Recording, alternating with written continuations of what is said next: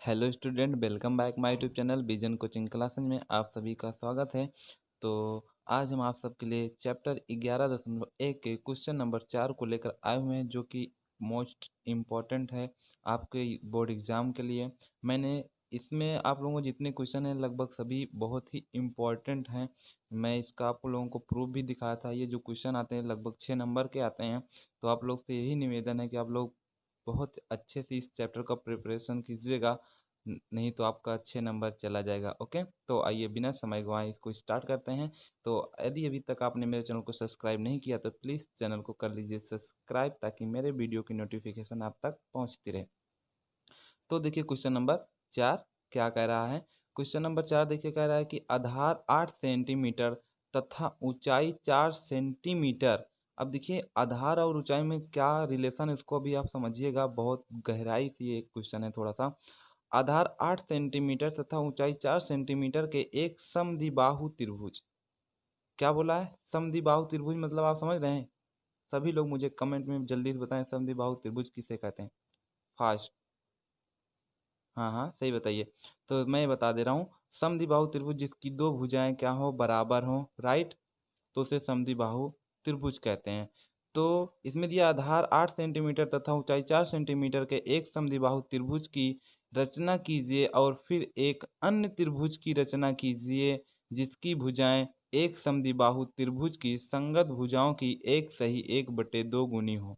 बहुत ही easy question है और बहुत ही इम्पोर्टेंट क्वेश्चन है। तो आप लोग वीडियो को बिना स्किप किए देखिएगा, नहीं तो कुछ भी समझ में नहीं आएगा।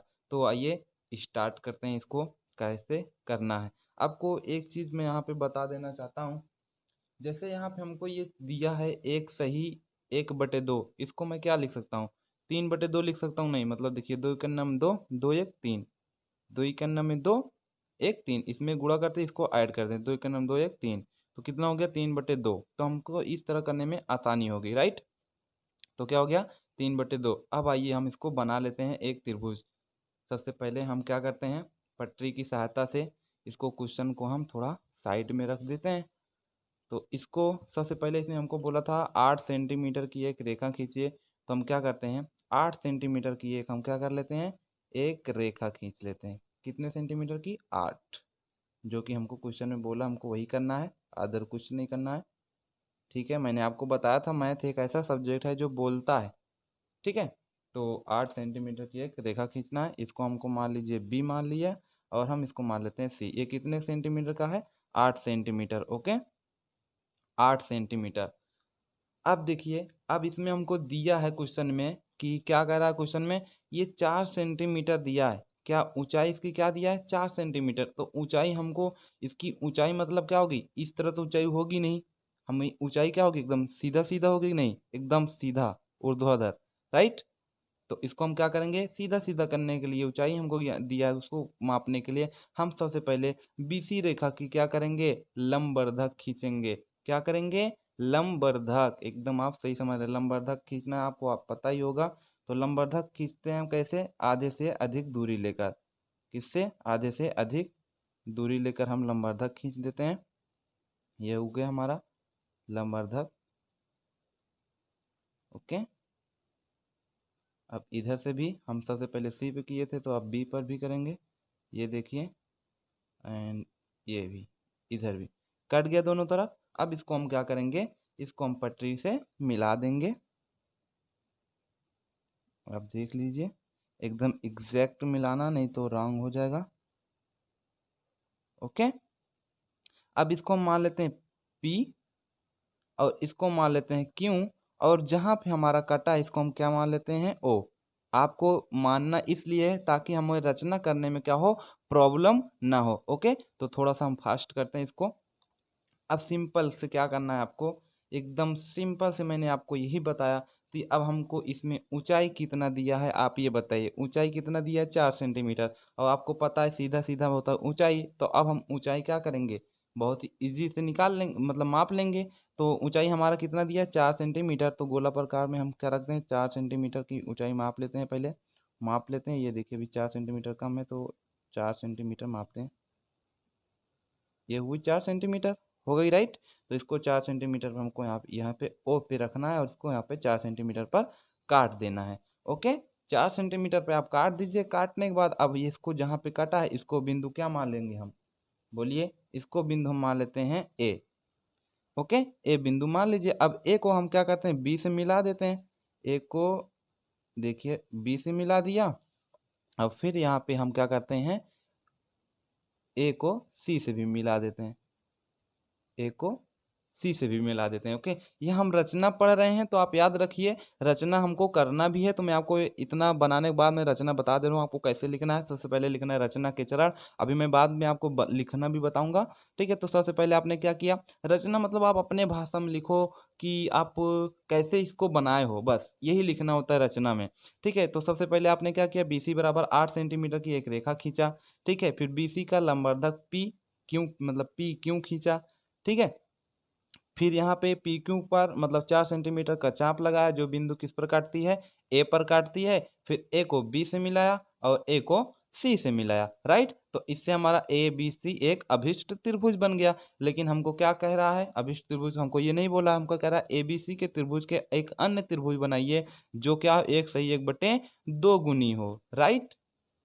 इतना समझ में आपको आ ही गया होगा। तो यह अब हम क्या करते हैं, हर बार की तरह हम बी को केंद्र मानकर एक न्यून कोण बनाते हुए क्या करेंगे, एक रेखा खींचेंगे। जी एकदम सही आप समझ रहे हैं। तो इसको हम थोड़ा सा मोड़ लेते हैं ताकि करने में प्रॉब्लम ना हो। तो यहाँ पे देखिए हम बी से एक रेखा खींचेंगे, बी से। ठीक है, क्या बनाती हुई, एक न्यून कोण बनाती हुई। न्यून कोण मतलब 90 अंश से कम। ठीक है, न्यून कोण बनाती हुई एक रेखा हमने खींच लिया। कौन सी रेखा हमने खींचा, उसको मान लिया हम x। तो क्या हो गया, एक रेखा BX रेखा खींच लिया। ठीक है, अब यहाँ पे आपको मैंने इसको इसलिए हल कराया था, 2 × 2 = 3/2। तो इसमें बड़ी संख्या क्या है, 3। तो अब हम BX रेखा को कितने बराबर भागों में बांटेंगे, बताइए कितने बराबर भागों में बांटेंगे, 3 बराबर भागों में। एकदम सही, कितने बराबर भागों में, 3 बराबर भागों में। तो इसको हम 3 बराबर भागों में कैसे बांटते हैं आपको तो पता ही है। थोड़ी सी दूरी आप ले लीजिए, 3 बराबर भागों में इसको हम बांट देते हैं।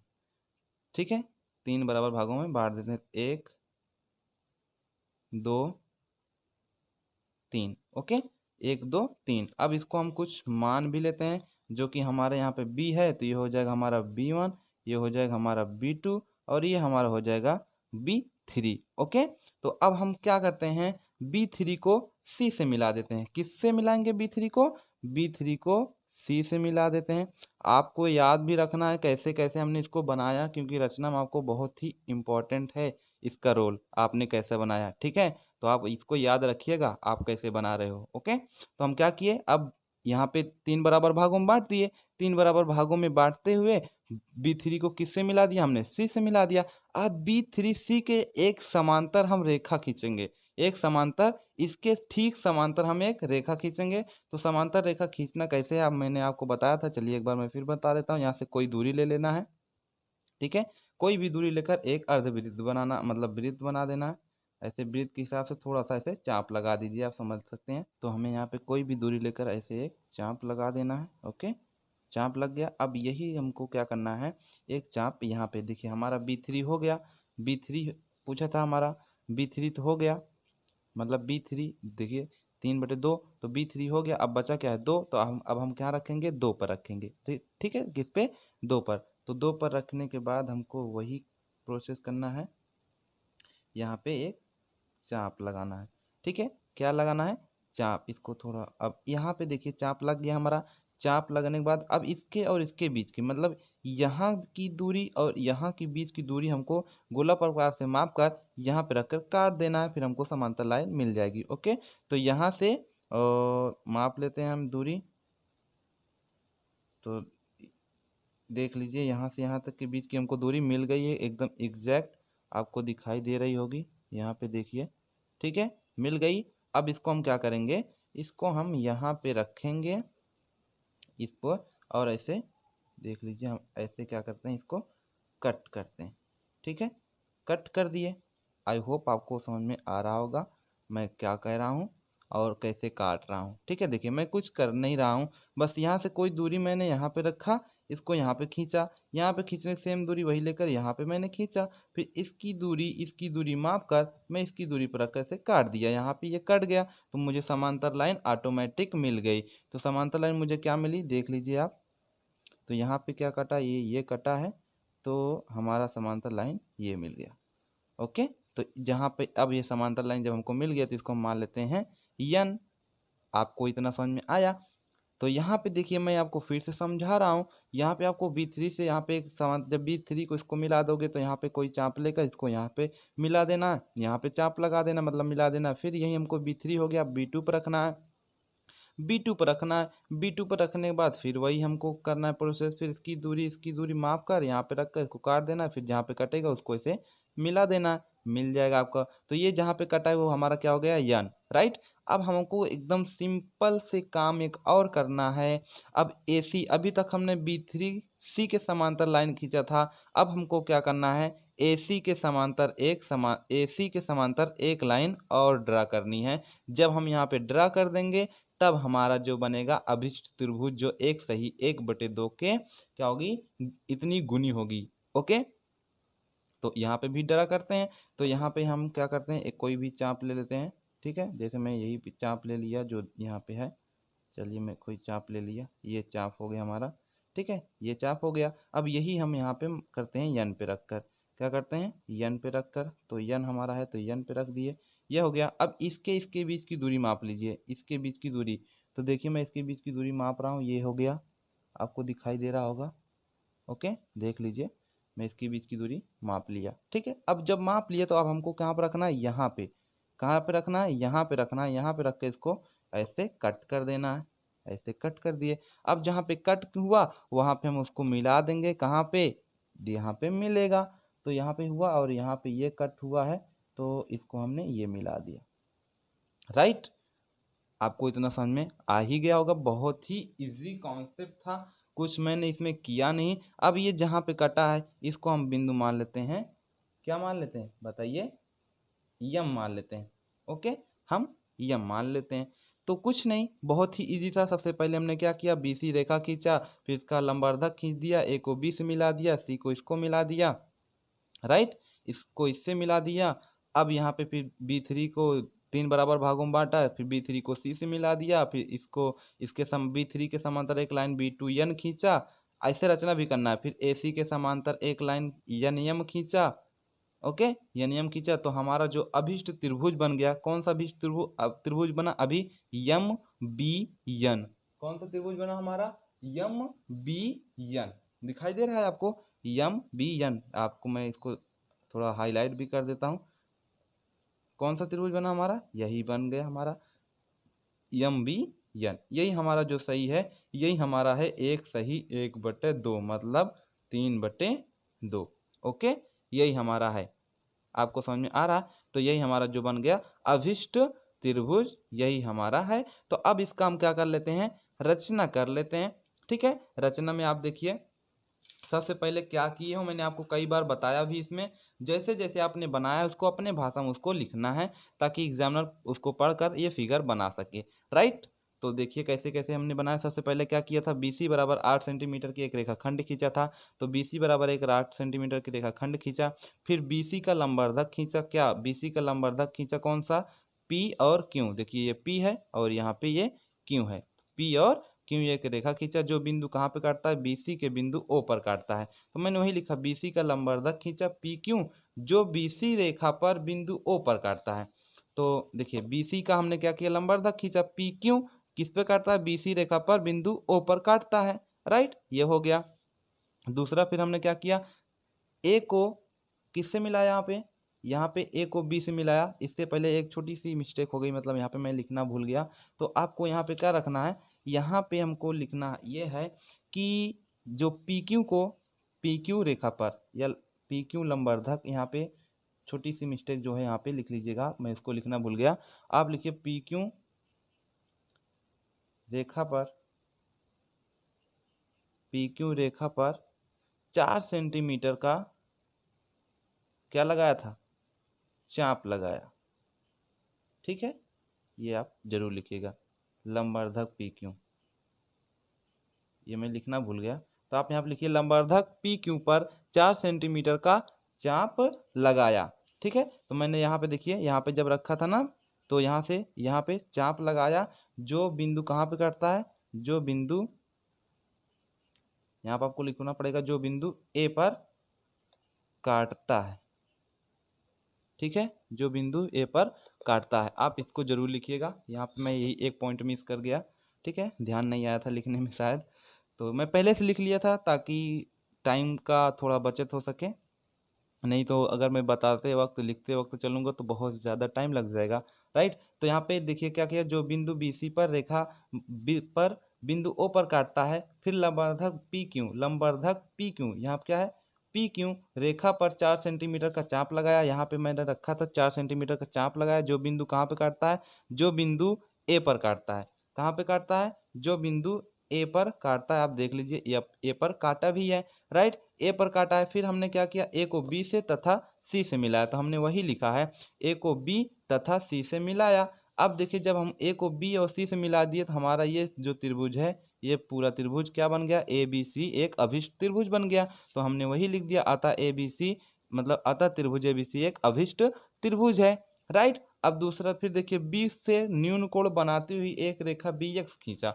फिर हमने क्या किया, बी से एक न्यून कोण बनाती हुई एक रेखा हमने क्या किया था, बी एक्स खींचा था।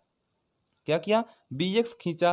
फिर इसको कितने बराबर भागों में बांटा, 3 बराबर भागों में बांट दिया, तो हमने वही लिखा है। आगे का भी देखिए, बी से न्यून कोण बनाती हुई एक रेखा बी एक्स खींचा। देखिए, मैं आपको बता देना चाहता हूँ, आप इसको अपने भाषा में लिखिए। मैं जैसे बता रहा हूँ आप इस तरह मत लिखिएगा, इसको आप और अच्छे तरीके से लिखिए अपने भाषा में, ताकि जो एग्जामिनर हो आपकी कॉपी चेक करे तो इम्प्रेस हो जाए। मतलब इतना सरल भाषा में आप लिखिए इसको। ओके, तो यहाँ पे आपका ये हो जाएगा। और ये नहीं कि मतलब, मेरा मतलब ये नहीं है कि आप सरल भाषा में लिखने मतलब है कि आप पूरा रचना को एक पेज में भर डालो। ठीक है, एक पेज में भरना मतलब उतना मिनिमम एकदम एग्जैक्ट रहे, न ज़्यादा बड़ा भी रहे न ज़्यादा छोटा भी रहे। ठीक है, इस तरह रचना मतलब आपका अच्छे से एकदम प्रिपरेशन जो है रचना की बहुत अच्छे से करनी है। बस आपको जो रचना देखिए, अगर बड़ा बनाओगे तो बड़ा रचना होगा, छोटा बनाओगे तो छोटा होगा। जैसे मैंने इसको बनाया, इजी था, छोटा ही है तो मैंने छोटा ही लिखा। जरूरी नहीं है, बस आपको ऐसे ही रचना लिखना है, बट अपने मन से लिखना है, जैसे जैसे आप बनाए हो सेम वैसे लिखना है, कहीं से भी टीपना नहीं है। ओके, तो आगे देखिए, बी से न्यून कोण बनाती हुई एक रेखा बी एक्स खींचा।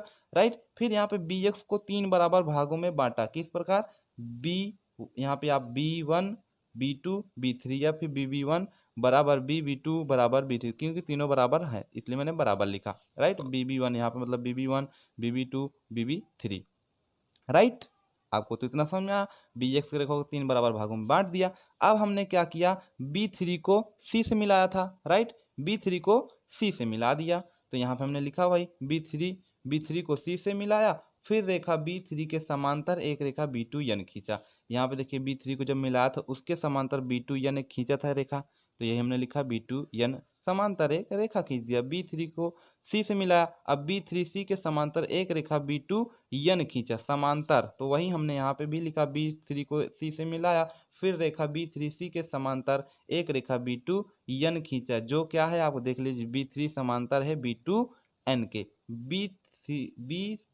B3C समांतर है B2N के। इससे भी हमारा औचित्य निकलेगा, मतलब सत्यापन भी हम इसी से करेंगे। ठीक है, इससे और अगले इससे।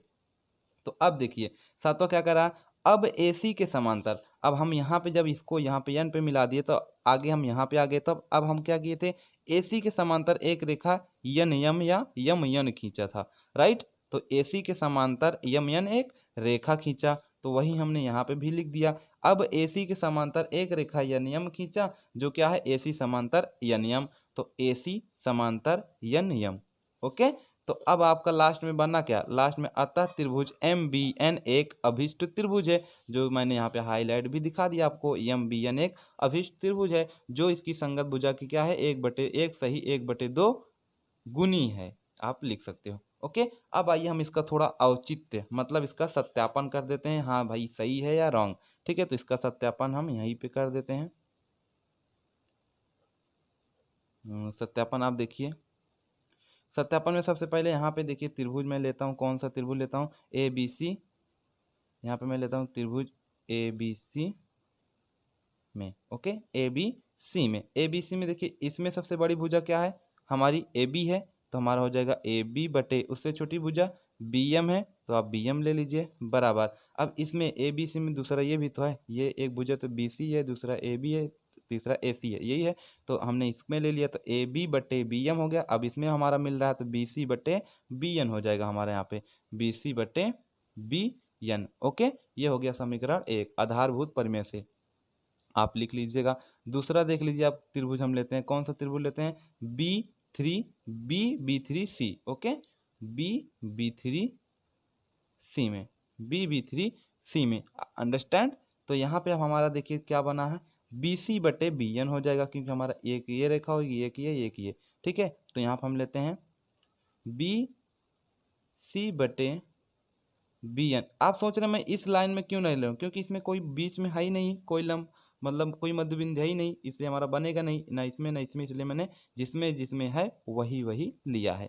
ओके, तो बी सी बटे बी एन हो गया बराबर। अब इसमें देखिए सबसे बड़ी भुजा क्या है, बी से बी थ्री तक है, तो बी से बी थ्री तक है, और छोटी भुजा क्या है, बी से बी टू तक है। एक लाइन यहाँ से गई, एक लाइन यहाँ से, तो बी से बी थ्री और बी से बी टू। ओके, तो बी से बी टू हो गया। अब देखिए समीकरण दो, ये भी आधारभूत प्रमेय से, समीकरण एक व दो से आपको यहाँ पे लिखना है, समीकरण एक व दो से आपको क्या दिखाई दे रहा है, समीकरण एक व दो से, समीकरण एक व दो से इसमें दिखाई दे रहा है बी सी बटे बी एन, और यहाँ पे भी बी सी बटे बी एन क्या है, आपस में जब बराबर हैं तो हमारा ए बी बटे बी एम और बी बी थ्री बटे बी बी टू भी क्या होगा, बराबर होगा। तो हम यहाँ पे यही लिखेंगे ए बी बटे बी एम बराबर हो जाएगा हमारा बी बी थ्री बटे बी बी टू। ओके, अब यहाँ पे आप देख लीजिए ए बी बटे बी एम हो जाएगा हमारा बराबर। अब बी से बी थ्री तक कितना है, बी से बी थ्री तक कितना है, बी से गिनिए एक दो तीन, तो हो गया हमारा तीन। अब बी से टू तक कितना है, एक दो, तो कितना हो गया हमारा दो, तो कितना आ गया हमारा तीन बटे दो, जो कि हमको यही प्रूफ ही करना था, क्योंकि देखिए एक सही एक बटे दो कितना हो जाएगा, दो के नाम दो एक, तीन बटे दो ही तो आएगा, तो हमारा कितना हो गया तीन बटे दो। तो हैंड्स प्रूफ मतलब ये क्या है हमारा सत्य है। ओके, क्या है, सत्य है, तो ये भी हमारा प्रूफ हो गया। आप देख लीजिए कैसे हुआ, ठीक है, बहुत ही इजी कॉन्सेप्ट है, आप सत्यापन करना सीख जाइए, बहुत ही इजी है सत्यापन करना में। सबसे पहले बड़ी भुजा ढूंढिए, उसके बाद ये छोटी भुजा उसकी हो जाएगी, बटे कर दीजिए, सेम वैसे करने के बाद आप बहुत इजी तरीके से आपको समझ में आ गया होगा। मैंने सबसे बड़ी भुजा लिया, फिर उससे छोटी भुजा, फिर इसमें भी मैंने सबसे बड़ी भुजा उससे छोटी भुजा, फिर मैंने दूसरा त्रिभुज लिया तो उसमें सबसे बड़ी भुजा फिर छोटी भुजा, इसमें भी मैंने सबसे बड़ी भुजा फिर छोटी भुजा लिया, तो सत्यापन ऑटोमेटिकली हो जाएगा, राइट। तो वीडियो कैसा लगा प्लीज़ लाइक कमेंट शेयर जरूर कीजिएगा, और बहुत मेहनत से ये वीडियो बना है, आप लोग प्लीज़ इसका सपोर्ट कीजिएगा। और हाँ, आप लोग रचना का स्क्रीनशॉट लेना चाहते हैं तो स्क्रीनशॉट भी ले लीजिएगा। ओके, तो थैंक्स फॉर वाचिंग, मिलते हैं नेक्स्ट वीडियो में। Okay, bye.